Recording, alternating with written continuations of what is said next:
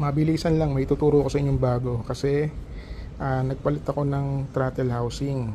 Pinalitan ko kasi ng stock na throttle tube ito, tapos sinalpak ko yung bago kong NCY na grip. Kaya lang pagbalik nung naisalpak ko na lahat, ayan, wala nang play, hindi na siya nagkukusa ang bumalik. Ayan, ayaw na bumalik.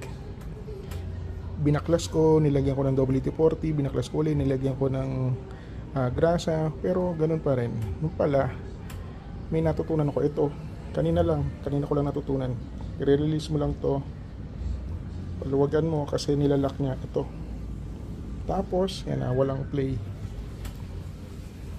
Ikot natin to. Yan. Meron ng konti. Luwagan pa natin. Ayun, mas mabilis na yung response niya ngayon. Ayos. Tapos i-lock natin to. And balik cover.